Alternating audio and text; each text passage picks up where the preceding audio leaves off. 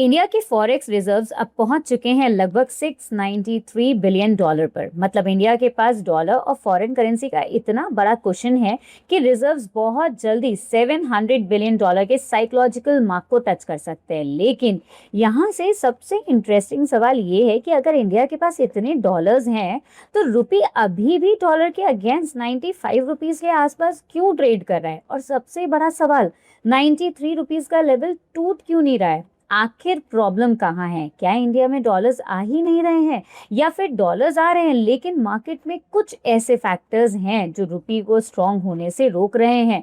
आज इसी रुपी पैराडॉक्स को बिल्कुल सिंपल लैंग्वेज में समझेंगे। मैं हूं चांदनी कपूर, रिसर्च का आधार कमोडिटी समाचार से। सबसे पहले समझते हैं कि इंडिया के फॉरेक्स रिजर्व्स इतनी तेजी से बढ़ रहे हैं तो क्यों बढ़ रहे हैं और कैसे बढ़ रहे हैं। आरबीआई ने जून में एक special FCNR deposit link swap facility introduce की थी, जिसका ऑब्जेक्टिव था बैंक्स को एनआरआई डिपॉजिट्स अट्रैक्ट करने के लिए इंसेंटिव देना। सिंपल लैंग्वेज में से समझते हैं, बैंक्स ने एनआरआईज को अट्रैक्टिव इंटरेस्ट रेट्स ऑफर किए और एनआरआईज ने इंडिया के बैंक्स में fresh foreign currency deposits place किए।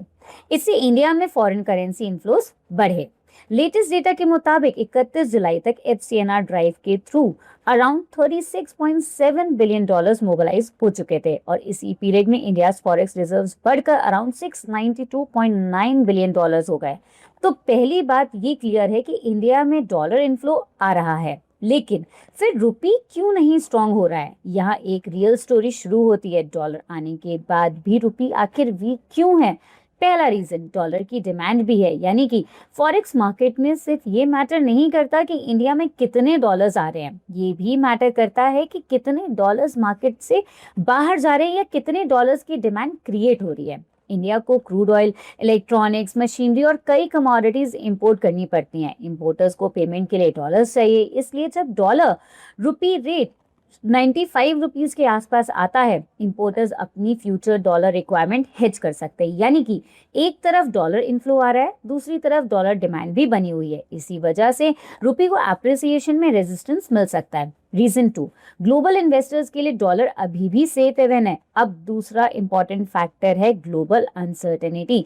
Middle east tensions, oil prices और ग्लोबल जियोपॉलिटिकल रिस्क के time investors traditionally US dollars को सेफ हेवन करेंसी के रूप में देखते हैं। अगर दुनिया में अनसर्टेनिटी बढ़ती है तो डॉलर की ग्लोबल डिमांड स्ट्रांग रह सकती है, और जब डॉलर ग्लोबली स्ट्रांग होता है तो इमर्जिंग मार्केट करेंसीज यानी कि रुपी जैसी करेंसी पर प्रेशर आ सकता है। आज भी मिडिल ईस्ट और ऑयल रिलेटेड अनसर्टेनिटी रुपी के लिए इंपॉर्टेंट फैक्टर बनी हुई है। रिसेंट मार्केट कमेंट्री में भी ऑयल और जियोपॉलिटिकल डेवलपमेंट्स को रुपी के मेजर ड्राइवर्स में काउंट किया गया था। रीजन 3, FII और FPI फ्लोज। तीसरा फैक्टर है फॉरेन पोर्टफोलियो फ्लोज, यानी कि अगर फॉरेन इन्वेस्टर्स इंडियन इक्विटीज या बॉन्ड्स में पैसा इन्वेस्ट करते हैं तो इंडिया में डॉलर इनफ्लो आता है। लेकिन अगर वही इन्वेस्टर्स प्रॉफिट बुक करके पैसा बाहर ले जाते हैं तो डॉलर डिमांड क्रिएट होती है। इसलिए रुपी को समझने के लिए सिर्फ FCNR इनफ्लो देखना इनफ नहीं है, हमें ओवरऑल कैपिटल फ्लोज देखने पड़ेंगे। फिर चाहे वो FCNR plus FDI plus FPI plus imports plus exports plus oil payments, यानी कि कंप्लीट पिक्चर हमें देखनी होगी। और रीजन 4 है आरबीआई खुद रुपी को फ्रीली मूव नहीं होने दे रहा है। यानी कि आरबीआई का ऑब्जेक्टिव ये नहीं है कि रुपी को किसी एक पर्टिकुलर लेवल जैसे कि 93 रुपीस पर फोर्सibly ले आ जाए। आरबीआई के प्राइमरी ऑब्जेक्टिव्स हैं कि एक्सेस वॉलेटिलिटी को कंट्रोल करना और फाइनेंशियल स्टेबिलिटी मेंटेन करना। जब मार्केट में डॉलर इनफ्लो बहुत ज्यादा आता है, आरबीआई डॉलर एब्जॉर्ब कर सकता है, और जब रुपी पर एक्सेसिव प्रेशर आता है तब आरबीआई डॉलर सेल करके मार्केट को लिक्विडिटी प्रोवाइड कर सकती है।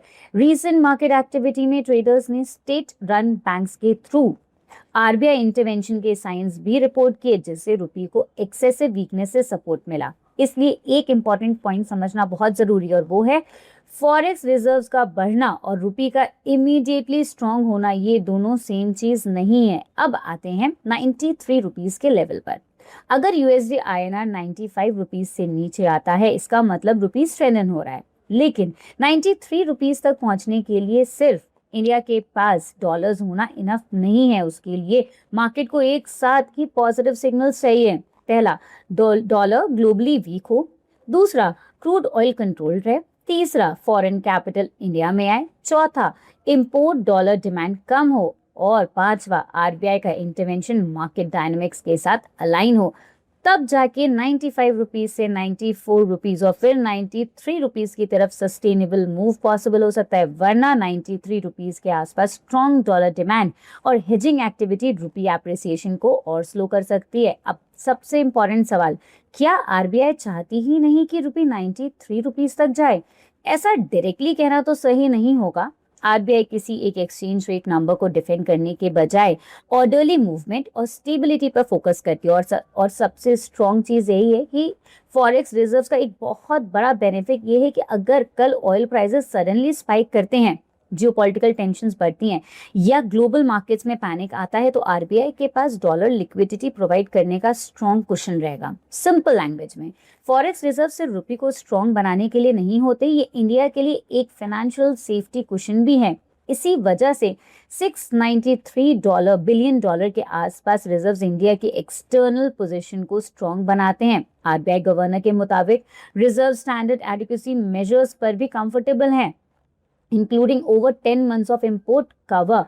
तो अब फाइनल पिक्चर क्या है, चलिए इसे समझते हैं। शॉर्ट टर्म में 95 रुपीज के आसपास रुपये में वॉलेटिलिटी रह सकती है। अगर क्रूड ऑयल बढ़ता है और जियोपॉलिटिकल टेंशन इंक्रीज होते हैं तो रुपये पर प्रेशर आ सकता है, लेकिन अगर ऑयल प्राइसेस कूल होते हैं, डॉलर ग्लोबली वीक होता है और फॉरेन इन्फ्लोज कंटिन्यू रहते हैं तो रुपये को एप्रिसिएशन का सपोर्ट मिल सकता है। रिसेंट मार्केट में 96 रुपीज को यूएसडी आईएनआर के लिए इंपॉर्टेंट रेजिस्टेंस के रूप में देखा जा रहा है, जबकि 95 रुपीज के आसपास का जोन भी मार्केट के लिए एक इंपॉर्टेंट साइकोलॉजिकल एरिया बना हुआ है। और अगर रुपी 95 रुपीज के नीचे सस्टेनेबली ट्रेड करता है तो मार्केट का फोकस ग्रेजुअली 94 रुपीज और फिर 93 रुपीज की तरफ शिफ्ट हो सकता है। तो ट्रेडर्स पूरी स्टोरी को एक लाइन में अगर समझना हो तो क्या है, तो ये है कि इंडिया के पास डॉलर्स की कमी नहीं है, लेकिन रुपी का एक्सचेंज रेट सिर्फ फॉरेक्स रिजर्व से डिसाइड नहीं होता।